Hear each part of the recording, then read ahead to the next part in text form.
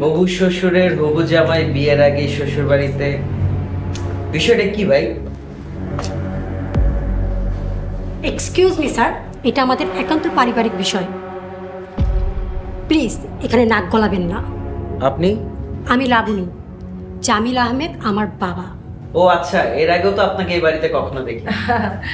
এটা হলো আমার বড় মেয়ে লাবণী, আর ও হচ্ছে জোশী, আমার মেয়ের হবু বর। দোয়া করে আপনারা সুখী হন। ম্যাডাম, রানীকে একটু ডেকে দিন, ওর সাথে একটু কথা বলা দরকার।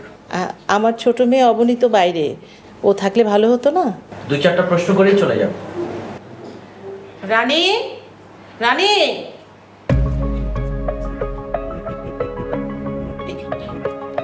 বস।